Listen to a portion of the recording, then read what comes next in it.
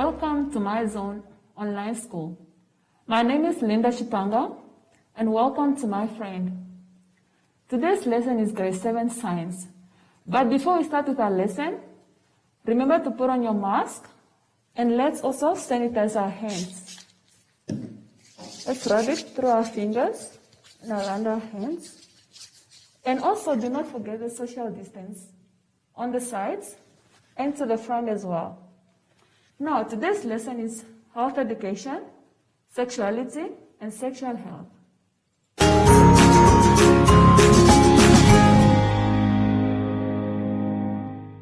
Please turn to page 23. Health education, sexuality, and sexual health. Now, let's quickly look at our competencies. Identify from diagrams the different stages of sexual development from infancy to old age. Investigate and report on different sources of information and support about sexual health and sexuality. Explain what constitutes sexual health, be it physical or emotional. Explain why sexual health is important. Now the vocabulary.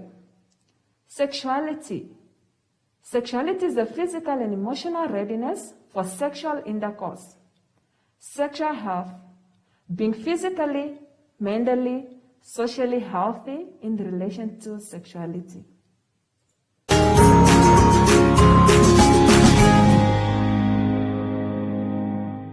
Let's turn to page 24, where we have different diagrams or pictures on the stages of the human development. Now, on the chalkboard, we have different stages of sexual development. The first stage is a baby or infant, and then we have the childhood. The next stage is the adolescent, and the next stage will be the adulthood, as you can see, and the last stage is the old age. Now, let's move on to the sources of information and support about sexual health and sexuality. You know, as young children, as adolescents, you need to have information on sexual health and your sexuality. But your friends are not really that well equipped with information. So you need to visit different places that can offer you with good quality information. These places, we call them the sources of information on sexuality and sexual health. Now, these places are the clinics and hospitals, the Lifeline and Childline, the Women and Child Protection Unit. Now we are moving on to what constitutes sexual health, be it physical or emotional. What constitutes sexual health, you shouldn't only be physically healthy, be it you preventing yourself from getting STDs or sexually transmitted diseases. You should also have a positive and a respectful approach to sexuality and sexual relationships. That's basically what constitutes sexual health. Now, why is it important for you to be healthy sexually? So that you can live a happy life, to avoid getting infections, and to avoid unwanted pregnancies.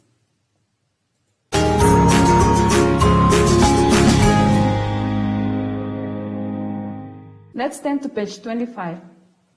On page 25, you can find your activity. This is activity 1. Number 1, identify the stages of sexual development from the diagrams below. You should just fill in the spaces provided. Number 2, explain why sexual health is important. I hope you have enjoyed this lesson. And please remember to sanitize your hands and always put on your mask. So goodbye.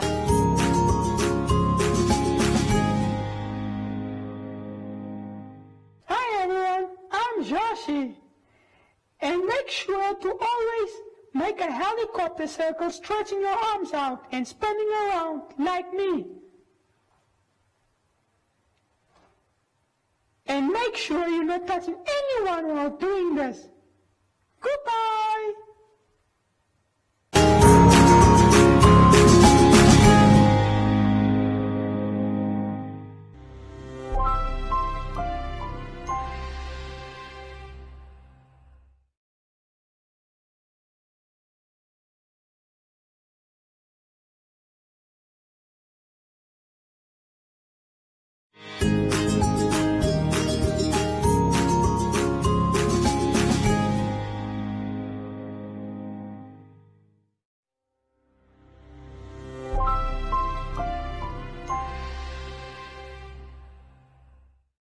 Hello, welcome to MyZone online school.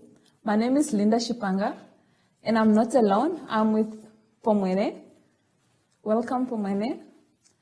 And let's always remember to put on our masks. And we should always sanitize our hands in between the fingers as well.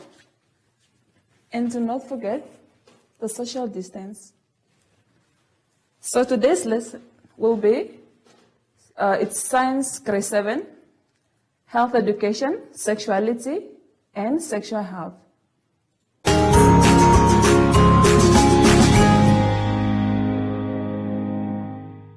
All right, let's turn to page 23, where we'll be looking at our basic competencies. So by the end of this lesson, you should be able to discuss and compare methods of maintaining sexual health. And you should be able to identify risky sexual practices. And you should also be able to describe the impact of risky sexual practices on the individual, family, community, and society. Now, the vocabulary, these are the words that you have to, the new words that you have to learn. Risky, the word risky means involving the possibility of something bad happening. Impact, the influence that one thing has on something else. To maintain means to keep something. Now let's look at the methods of maintaining sexual health. As you can see on the chalkboard, we have different there are pictures on different methods of maintaining sexual health. The first one is abstinence. To abstain basically meaning to say no to sex. To all the sexual activities, you should totally abstain, you should totally say no. And then we move to the next one, is faithfulness. You must be faithful to one trustable partner.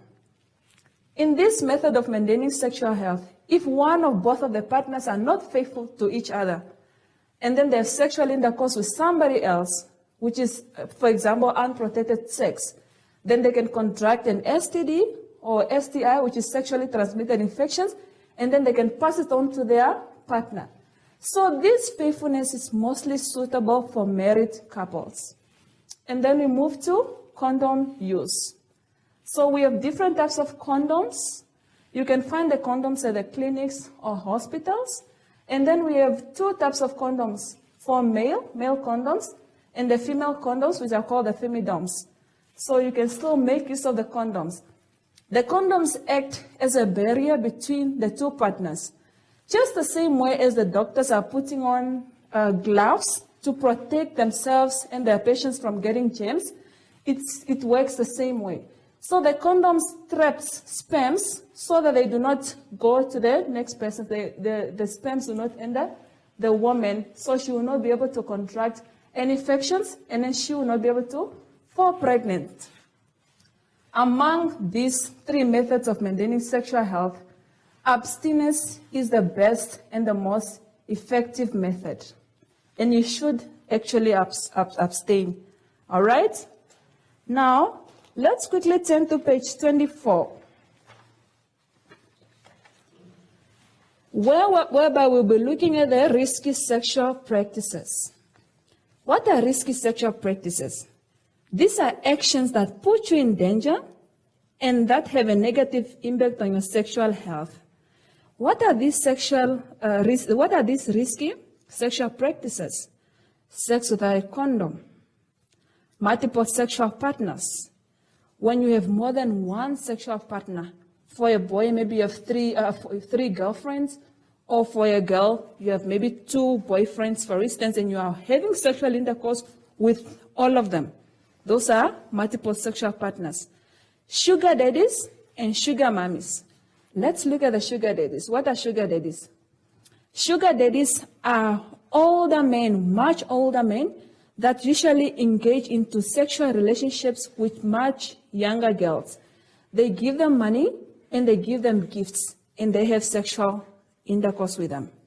Sugar mummies are older, much older ladies that have sexual intercourse or sexual relationship with much younger boys, and they give them gifts, they give them money, and all sorts kind of things.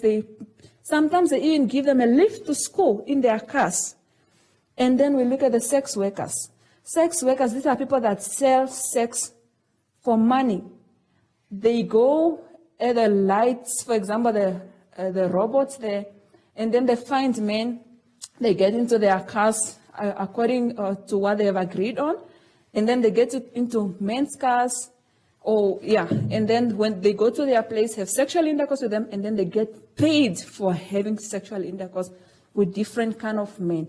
And those activities are very risky because now you are having sex with this person, having sex with another person. Imagine you having sexual intercourse with 5 different kind of people. It will be so difficult to tell each one to put on a condom. Okay, you come to this one, put on a condom, at the end of the day, you are like, I'm getting used to this one now, and then it's not always easy to convince now each and every person to use a condom. At the end of the day, you might just end up having unprotected sexual intercourse, and then that's really, really risky. Let's move on to the impacts. These are physical and emotional impacts of risky sexual practices on the individual, on the family, community, and society. When you engage in these risky sexual practices, it doesn't only affect you, it affects your family, it affects the community, and just the society at large, your neighbors. What are the physical impacts? Death. You can die. When you contract diseases like HIV, you might die. And then it also leads to spreading of diseases. You pass the disease to this person and then to the next person, just like that. It also leads to unwanted pregnancies. And the other impact as well are looking after a baby of a sick person. Now, you are sick, your parents or your neighbors or just your family members have to look after that baby because you are sick. Or when you have died, now people have to look after your children or your baby when you have died. It can be the community, yes, or your family members. Now, what are the emotional impacts? This is the hurt of feelings. When you are, for example, when you are sick, it affects people. People are hurt. Everybody's thinking about it, and it affects them really badly. Okay? So now that's our lesson on different kinds of methods of maintaining sexual health, risky sexual practices, and the physical and emotional impacts. Okay, so you should be able to do this activity on page 25. Quickly go to page 25 so that we can look at this activity. A, discuss and compare methods of maintaining sexual health. Discuss and compare methods of maintaining sexual health. Those are 3 methods that I want you to answer there. And B, identify risky sexual practices. C, describe the impact, be it physical and emotional altogether.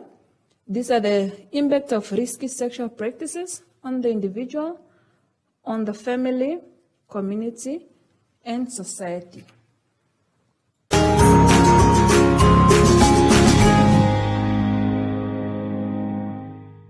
Okay, let's quickly recap on our lesson for today, which is sexual health. And then we looked at the methods of maintaining sexual health, which is abstinence, faithfulness, and condom use. And the risky sexual practices are sex without a condom, multiple sexual partners, sugar daddies and sugar mummies, sex workers. The impacts, or be it physical or emotional, of the risky sexual practices on the family, individual, community, and society. It can lead to death, spreading of diseases, unwanted pregnancies, and looking after a baby of a sick person or a dead person. And this can also lead to hurt of feelings of family members and just the community at large. I hope you have enjoyed today's lesson. So let's not forget to always wear our masks, sanitize, and then do not remember the social distance. As from me and Pomwene, it's goodbye.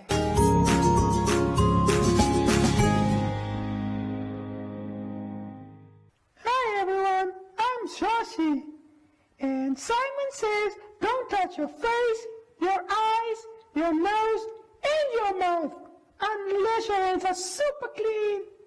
Bye!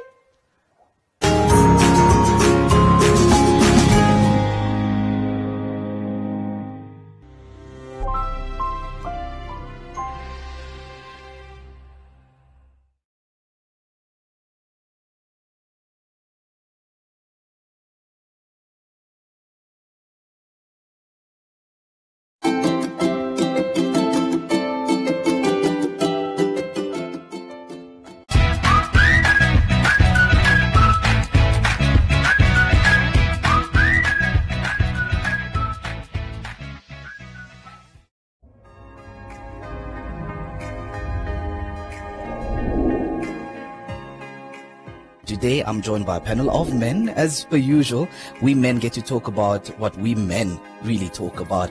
The program aims to make sure that what is left in the dark definitely comes to light. I did see my father physically abusing my mother, so I didn't grow up with that I should beat a woman, because I hated what my dad did to my mom. You know, whether this older woman does it with you, whether she, violates you, it's sort of seen that boosts your ego as a man.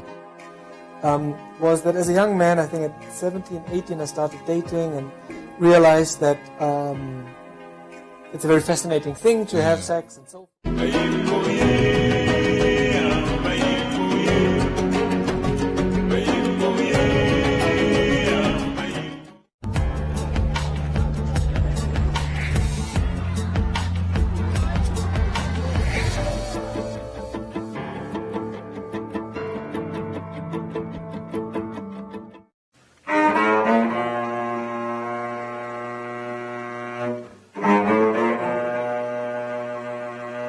The song goes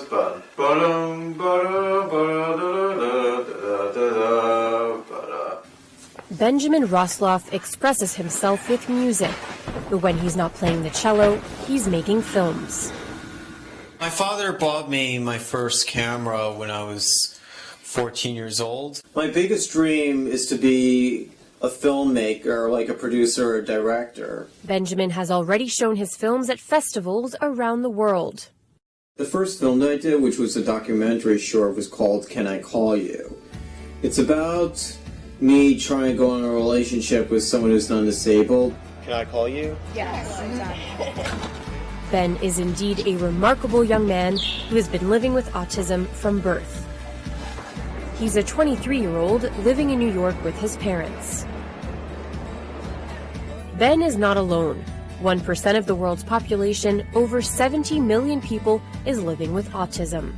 Some would refuse to let autistic people go to regular schools, and parents fight about that. That's why it's important to see videos about their lives. Even though they're disabled, there's things that they can do. Benjamin has just landed a job as an intern at New York City's mayor's office for people with disabilities. Ben and his supervisor, Jonathan Novick, produce films to highlight people with disabilities who work for the municipality. Ben's a lot of things. Ben is positive. Ben is friendly. He brings this very high level of energy and enthusiasm into his work. I work here as cameraman and editor. I travel with Jonathan Novick, and together we meet people with different disabilities, and I do the recording on camera while Jonathan Novick does the interview. Randy Washington, who's working with Ben, helps keep him focused and on track. Watching films is one of Ben's favorite things in life, and Randy is really impressed with Ben's encyclopedic knowledge. It's amazing the stuff he remembers from the movies, and he's hardworking. When given a task, wants to complete that task. I guess it would be he's a perfectionist. Recently, Ben contacted the United Nations and was invited to visit the organization. Today, he's going to interview the Secretary General, Ban Ki-moon. Ben could have never imagined that one day he would have the opportunity to discuss with the UN Secretary General the pressing issues that affect billions of people worldwide. Actually, the Secretary General Ban Last December in Paris, the world leaders came and showed their commitment to keep global temperature rise below 2 degrees, if possible 1.5 degrees. Under this agreement, we can cut emissions. Among the questions Ben asked, one was very close to his heart. Why is autism an issue for the United Nations? Some societies discriminate on or shun people with autism. This is a terrible violation of human rights. The United Nations stands with all people with autism.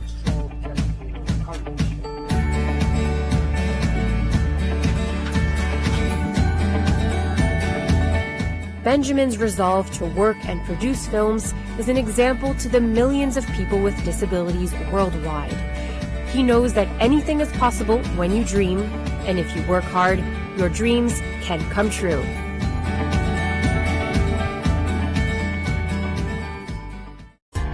This report was produced by Michael Wopatniuk and Flaminia Bondi for the United Nations.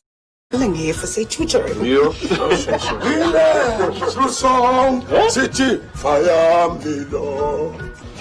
is tyd dat ek vrede maak met Patricia. Wat? Tos is land uit. Ek gaan eers probeer om 'n verskoning uit te dink, nie? Ameramfala, grote manigi showdown in Opi Coffee tomorrow. Shop right, shop right, shop smart, shop right. COVID-19 affects people very differently. Many people show no symptoms at all, but some are hospitalized for weeks. So what does the disease do to your body? The coronavirus enters through the mouth, nose or eyes. It then usually attaches itself to cells lining the nose, throat, airways or lungs. It can turn these cells into factories that multiply and spread the virus. For the majority, a fever, cough and breathlessness are as bad as it gets. But the virus can damage the small blood vessels lining the lungs and initiate clotting. The alveoli are tiny air sacs where oxygen goes into the blood. If they become inflamed, it can trigger pneumonia. Seriously ill patients need to be given oxygen as the lungs fill with fluid and debris. I legit couldn't breathe. My oxygen meter was measuring under 88% oxygen levels, which is very dangerous. And the only time I ever thought my life was in danger was at that point. COVID-19 doesn't just affect the lungs. It can also disrupt the immune system, which is used by the body to fight illnesses. Cytokines are part of the immune system that find and signal infections. For some people with severe COVID-19, this system can go into overdrive. If too many cytokines build up, it can cause an overreaction that damages healthy cells. This is called a cytokine storm for the most severe cases. COVID-19 can lead to seizures or even a coma. It can also cause brain problems that lead to strokes. The immune system overreacting can cause clots that stop the blood supply to parts of the brain. Brain inflammation, psychosis and dementia-like symptoms can also affect seriously ill patients. The average length of the illness is 14 days, but many people have symptoms for much longer. Breathing problems and post-viral fatigue last for months in some cases. I cannot walk for long simply because I will feel a little bit short of breath and I feel the need to sit down. And that's something that has never happened to me before. Some of the people who are most likely to develop severe symptoms are older adults and those with underlying health conditions. It's not fully known how anyone will react to COVID-19 until they get it. So it's important for everyone to follow health guidance. What precautions are you taking to stay safe?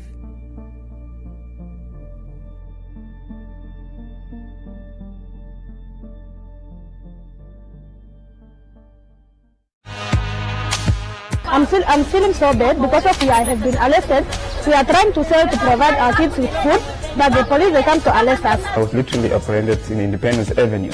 I mean, there was no prior communications with the police or with Bonn or Benga Namibia. These guys literally just apprehended us on surprise. And when you are talking in a manner that is exaggerated about brutality in this country, I should ask you in which country you live. Yes, I can confirm that indeed there were 2 cell phones that were found after a search was conducted at the cells that the Fish Road accused are staying. Do you understand the amount of money that the government has spent on the fight against COVID-19? Could they have spent 300 million on tracing people and managing people? Is that even possible?